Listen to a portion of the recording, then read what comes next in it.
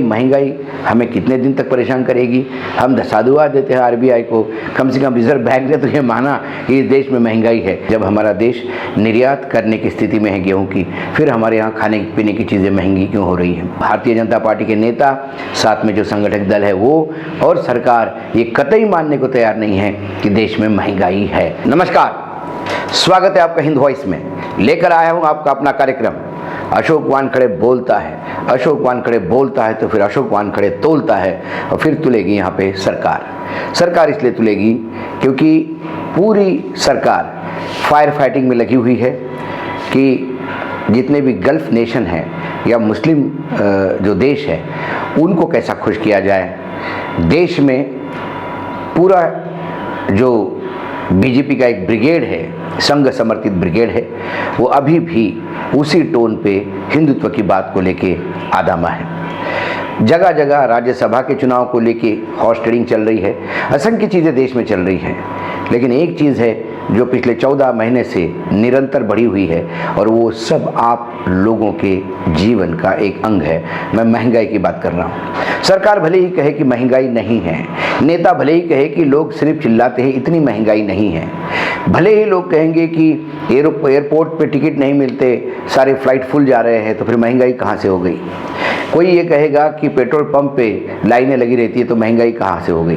कोई ये कहता है कि पिज़्ज़ा पे जितना डिमांड आता है और बर्गर जितने लोग खाते हैं, आइसक्रीम बिक रही है तो महंगाई कहाँ से हो गई।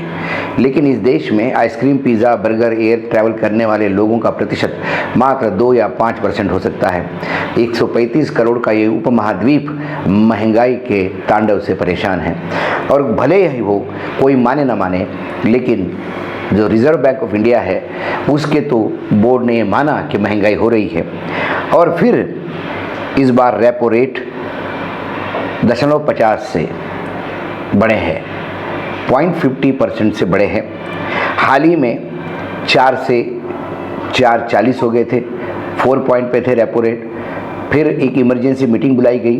वैसे तो मॉनिटरिंग कमेटी की मीटिंग हर 2 महीने बाद होती है, लेकिन बीच में महंगाई को देखते हुए आरबीआई ने एक इमरजेंसी मीटिंग बुलाई और 4% से बढ़ा के 4.40% किया। आज फिर 0.50% का तड़का लगा। अब रेपो रेट 4.90% पे हो गया है। कुछ अर्थशास्त्रियों का, मेरा भी, जो मैं आरबीआई का ट्रेंड देख रहा हूँ और महंगाई का ट्रेंड देख रहा हूँ, सरकार की उदासीनता देख रहा हूँ महंगाई को कंट्रोल करने के लिए, उससे मुझे लगता है बहुत जल्दी ही हम प्री कोविड यानी कोविड होने के पहले जो महंगाई का दर था, मतलब रेपो रेट जो था, उस पे हम जाए तो आश्चर्य नहीं होगा। और अभी हम 4.90 पहुँच ही गए हैं, तो उस पहुँचने में भी ज़्यादा देर नहीं लगेगी। और ये लगातार जो बोला जा रहा है कि हालांकि कारण तो बहुत बताते हैं, और जब भी हमारी सरकार महंगाई को लेके थोड़ी जवाबदेही उसकी बनती है, उसको लगता है कि जवाब देना ही होगा, तो वो एकदम अंतर्राष्ट्रीय कारण बनाते हैं। जैसे कहेंगे कि चीन में लॉकडाउन खुलने से स्टील और क्रूड ऑयल की एकदम डिमांड बढ़ गई तो पूरे विश्व में तेजी आ गई है। फिर एक जो क्रूड ऑयल का एक बेस होता है कि $120 प्रति बैरल क्रूड होगा तो हमारी यहाँ पे स्थिति ठीक होगी। उससे यदि ऊपर बढ़ता है तो फिर महंगाई का तड़का हमारे यहाँ लगता है। उसके ऊपर तेल गया है। जो बॉन्ड गिल्ड है वो 19 साल के, इसमें पहली बार उसका ब्याज का दर जो है वो 7.5 हो गया है। इंटरनेशनल बॉन्ड है जब सरकार खरीदती है। यूरोप में भी महंगाई 40 के ऊपर है।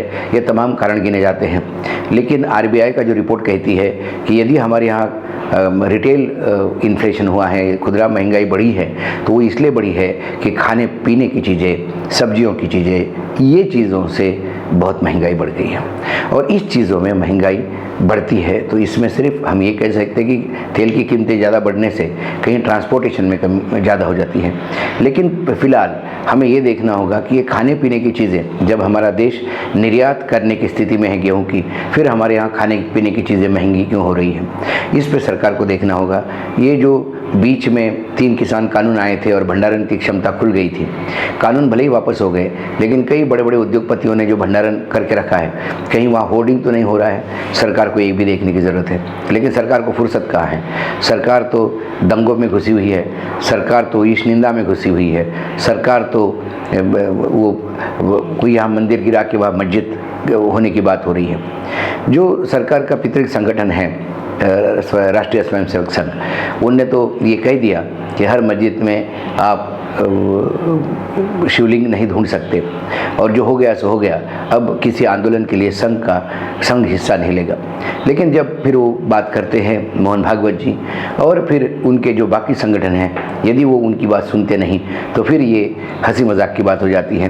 क्योंकि मैं मानता हूँ संघ इतना पावरफुल ऑर्गेनाइजेशन है, यदि उन्होंने एक हुंकार भरी तो पूरे देश में उसके रिपलकेशंस होते हैं। लेकिन यदि नहीं हो रहे, इसका मतलब क्या ये अंडरस्टैंडिंग है हम ऐसा ही बोलते रहेंगे, तुम वैसा ही करते रहो जो अपने को करना है? क्या ये सिर्फ लिप सर्विस है या क्या लिपापोती है? यही एक समझ में नहीं आता। इसलिए हमारे देश में आर्थिक नीति किधर जा रही है? महंगाई का दर यदि प्री कोविड यानी 5.10 पे जाता है रेपो रेट, तो अभी और 10-20 % बढ़ने में कोई देरी होगी नहीं, कभी भी इमरजेंसी मीटिंग होगी। तो क्या हम महंगाई के लिए अब और आगे तैयार रहना, ये लगता है। दूसरी बात, मैं हमेशा कहता हूँ, पिछली बार भी रेपो रेट पे मैंने कहा था, रेपो रेट वो रेट होता है, मैं फिर से एक बार दर्शकों को बता दूँ, जो हमारे बैंकों को रिजर्व बैंक पैसा देती है, कर्जा देती है, उस कर्जे का वो ब्याज का रेट है। यदि हमारे यहाँ रिजर्व बैंक ने अपनी बाकी बैंकों से पैसा देने का रेट, ब्याज का दर बढ़ा दिया, तो वो बैंक क्या करेगी? बैंक की कमाई क्या होती है? बैंक रिजर्व बैंक से पैसा लेती है एक 4% पे और फिर नीचे 6% पे देती है। वो जो बीच में 2% का गाला होता है, वही बैंक की कमाई होती है, उसी में बैंक चलते हैं और बैंक बाकी काम करते हैं। या बैंक के पास जो डिपॉजिट आते हैं, वो पैसा बैंक घुमाता है, ये बैंक करती है। लेकिन अब प्रॉब्लम ये हो रही है कि यदि बैंक को देने वाला कर्जा जो है आरबीआई, यदि आरबीआई ने जो पैसा बैंक को दिया है, यदि उस पर वो ज़्यादा कर्जा लेगी, ब्याज लेगी, तो फिर बैंक भी नीचे जो उन्होंने कर्जा बांटा है उससे ब्याज ज़्यादा लेता है। यदि आपने 20 साल के लिए होम लोन पे 10 लाख रुपए लिए है स्टेट बैंक ऑफ इंडिया से, यदि हम स्टेट SBI का रेट भी पकड़े तो, यदि 20 साल के लिए आपने 10 लाख रुपए लोन लिया है होम लोन, तो अब EMI पे 0.5% रेट बढ़ने से, रेपो रेट बढ़ने से EMI पे कम से कम 340-350 रुपए का फ़र्क पड़ेगा पहले हर महीने जो EMI देते हैं आप। ये इसका इम्पैक्ट है। आप इससे कैलकुलेट करिए, यदि 20 साल के लिए आपने 20 लाख रुपए लिए होंगे तो वो 700 रुपये तक जा सकता है। यदि आपने 30 लाख रुपए लिए तो 1000 रुपये का EMI बढ़ सकता है। सरकार अक्सर, एक इकोनॉमी का रूल है अर्थशास्त्र का, कि जब मार्केट में महंगाई बढ़ती है, इसका मतलब लोगों का परचेसिंग पावर बढ़ा हुआ है, लोग बहुत ज़्यादा सामान खरीद रहे हैं, इसलिए महंगाई बढ़ रही है। तो फिर लोगों को सामान खरीदने से हतोत्साहित करने के लिए बैंक रेट बढ़ा देती है। जब आप रेपो रेट बढ़ा देते हो तो फिर बैंक के डिपॉजिट की भी रेट बढ़ा देती है। यदि हम बैंक में डिपॉजिट रखते तो उस पर ज़्यादा, तो बैंक पैसा खींचती है मार्केट से। दूसरी बात, जो मार्केट में पैसा देती है बैंक, उसको ज़्यादा ब्याज पे देती है, तो इसका मतलब पैसा बैंक से लेने वालों की तादाद कम हो जाती है।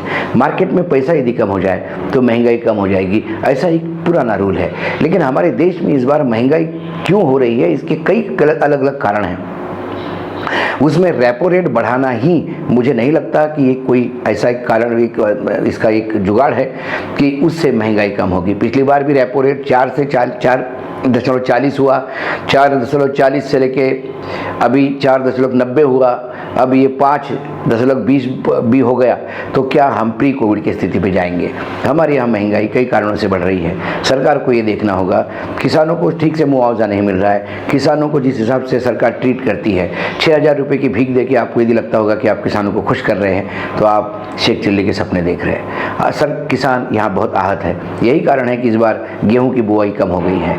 इसीलिए हम जिस गेहूं को निर्यात करते थे कहीं आयात करने की स्थिति तो नहीं होगी, ये डर सरकार को लग रहा है। लगातार एग्रीकल्चर के लिए बातें बहुत होती हैं, काम नहीं होता। दूसरी बात, सरकार की असंख्य योजनाएं हैं, जो योजनाएं कागज पे ही रहती है, यथार्थ के धरातल पे उतरते हुए दिखाई नहीं देती। मैं हमेशा कहता हूं कि नरेंद्र मोदी नीति और नीयत में भले ही शक नहीं करे, लेकिन उनका क्रियान्वयन जो है, इम्प्लीमेंटेशन, वो ज़ीरो है। यही कारण है कि जो दिल्ली की अनाउंसमेंट या मन की बात मन में ही रह जाती है, वो जन तक नहीं उतरती। अब ये महंगाई हमें कितने दिन तक परेशान करेगी? हम साधुवाद देते हैं आरबीआई को, कम से कम रिजर्व बैंक ने तो ये माना कि इस देश में महंगाई है। नहीं तो सत्ता पार्टी, मतलब भारतीय जनता पार्टी के नेता, साथ में जो संगठक दल है वो, और सरकार ये कतई मानने को तैयार नहीं है कि देश में महंगाई है। आज इतना ही, कल फिर आऊँगा किसी विषय के साथ। तब तक के लिए नमस्कार। देखते रहिएगा हिंद वॉइस।